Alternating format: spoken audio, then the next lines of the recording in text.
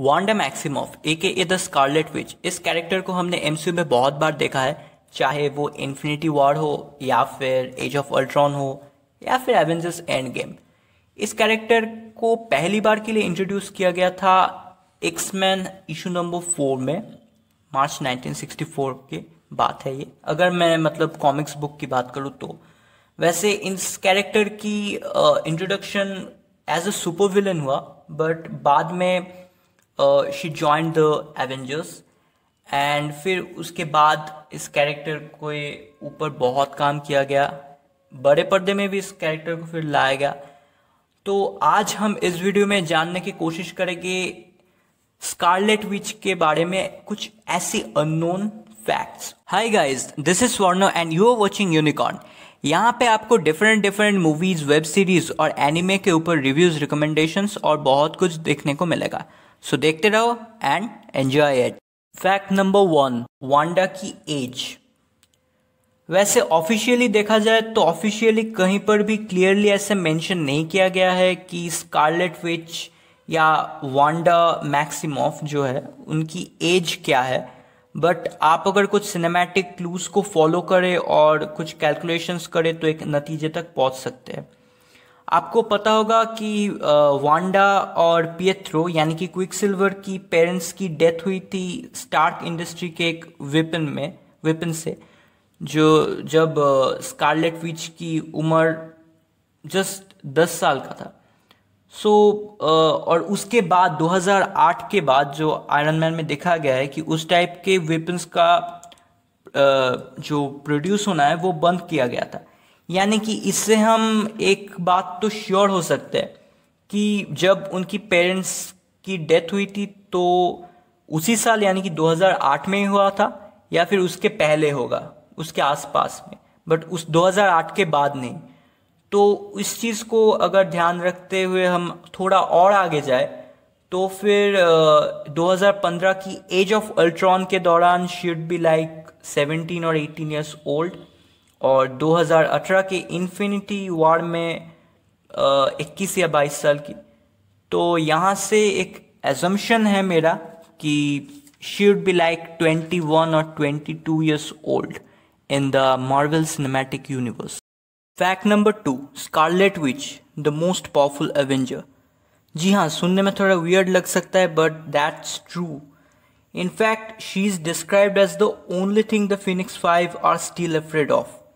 अगर आप Avengers versus X Men comics के इशू नंबर 12 को उठा ले तो उसके मुताबिक उनके जो पावर है, जो मैजिकल पावर है, जो उनकी म्यूटेंट मैजिक की एनर्जी है, दैट इज कॉस्मिक एंड इसके चलते बताया जा रहा है कि she is the most powerful Avenger rather than Captain Marvel also.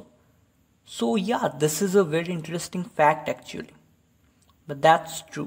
Fact number 3, Scarlet and Quicksilver are no longer mutants.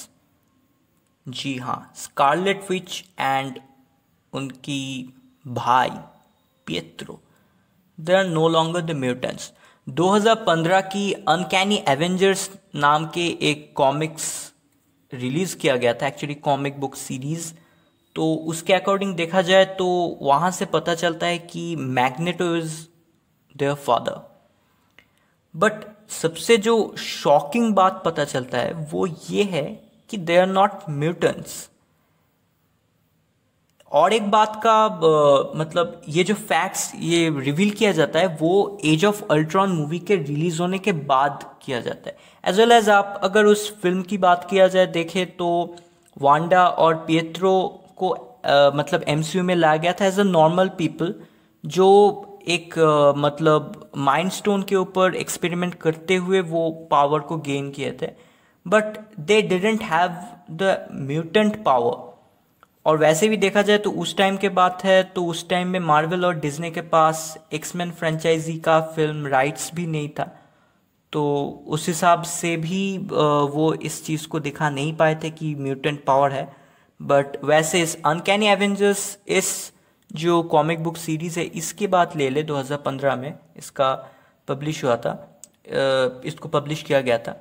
तो इसके according they are not the mutants and their father is Magneto. Fact number 4, यहाँ पे हम Wanda के MCU के look के बारे में कुछ फैक्ट बताएंगे। ओरिजिनल जो स्कारलेट विच की सिग्नेचर कॉस्ट्यूम है, जैसे कि आप जानते हैं कॉमिक बुक में यूज़ किया गया है, वही चीज़ एमसीयू में यूज़ नहीं किया गया है, डिफरेंट किया गया है।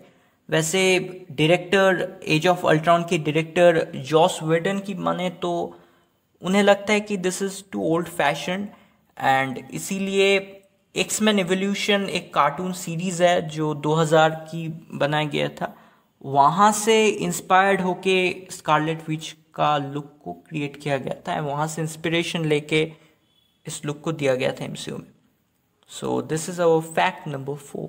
फैक्ट नंबर 5, एमसीयू ने अभी तक स्कारलेट विच का ओरिजिनल पावर अभी तक दिखाया नहीं, यानी कि captain America the winter soldier में डेब्यू करने के बाद इस कैरेक्टर को बहुत बार दिखाया गया, एज ऑफ अल्ट्रॉन, फिर वहाँ से लेके एवेंजर्स एंड गेम तक दिखाया गया, बट जो चीज़ें, जो पावर दिखाया गया है कि ये मेंटली मैनिपुलेट कर सकते हैं, एनर्जी को कंट्रोल कर सकते हैं, as well as healing powers भी है स्कारलेट विच के पास, but according to the comic books इनके पास सबसे जो मेन पावर है वो है रियलिटी को मैनिपुलेट करना, रियलिटी को कंट्रोल करना, जो अभी तक किसी भी फिल्म में नहीं दिखाया गया है।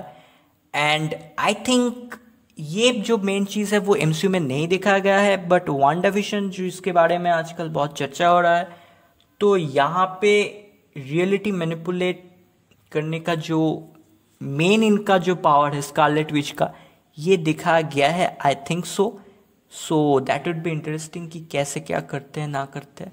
सो this is our fact number 5। Fact number 6, WandaVision एक बहुत इंपॉर्टेंट रोल प्ले करने वाला है स्कारलेट विच का ऑन स्क्रीन कैरेक्टर के ऊपर। एंड गेम के बाद हम पहली बार वांडाविजन में इस कैरेक्टर को देखने वाले हैं। वैसे एक सवाल है कि वांडाविजन में जो दिखाया जा रहा है कि टीजर से जो पता चल रहा है कि वांडा मैक्सिमॉफ और विजन के बारे में इसमें दिखाया जा रहा है, but Vision is dead in Endgame, so how can there be a series featuring him, ये एक सवाल है। बट यहाँ पे जो आई थिंक मुझे जो लगता है कि ये वांडा का एबिलिटी है, जो मैंने पहले बताया कि रियलिटी को मैनिपुलेट करना, तो ये शायद वांडा की उस मेन पावर के थ्रू ही विजन को दिखाया जा रहा है, और इस पावर के बारे में शायद बात किया जाएगा। So this is gonna be very interesting. Fact number 7, a villain और अ हीरो।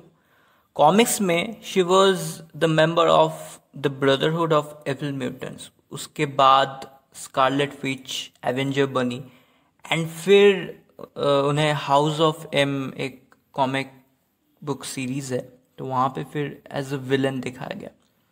एमसीयू में भी आप देखोगे तो उन्हें पहले एज एन एनिमी इंट्रोड्यूस किया गया था, बाद में वो एवेंजर्स पे आई। सो यहाँ पे एक बहुत बड़ा कन्फ्यूजन है, और जो वांडाविजन में जैसे है हम प्रेडिक्ट कर रहे हैं कि उनका जो ये रियलिटी को मैनिपुलेट करने का जो पावर दिखाया जा रहा है, तो इससे एक ऐसे लोग बोल रहे हैं, ऐसे स्पेकुलेशन है कि इस पावर्स के चलते वो शायद in future she can be a powerful foe, a powerful enemy of the Avengers or something like this. I'm not sure, but ये एक speculation है, ये गलत भी हो सकता है, but there is a chance. Fact number 8, WandaVision में क्या वांडा और विजन की चिल्ड्रन के बारे में एक्सप्लेन से बताया जाएगा, ये क्वेश्चन है। वैसे टीजर में देखा जाए तो रेफरेंस तो ऐसा कुछ मिला है कॉमिक बुक्स के, जो वांडा विजन के चिल्ड्रन है वहाँ का कुछ रेफरेंस ऐसे दिखाया गया है टीजर में, so there is a chance. Moving on to fact number 9, वैसे वांडा का ये जो रियलिटी मैनिपुलेट करने का पावर का जो प्रेडिक्शन हम कर रहे हैं, इसके बेसिस में अगर देखा जाए तो doctor strange in multiverse of madness पे इनका एक बहुत इम्पोर्टेंट रोल हो जाता है।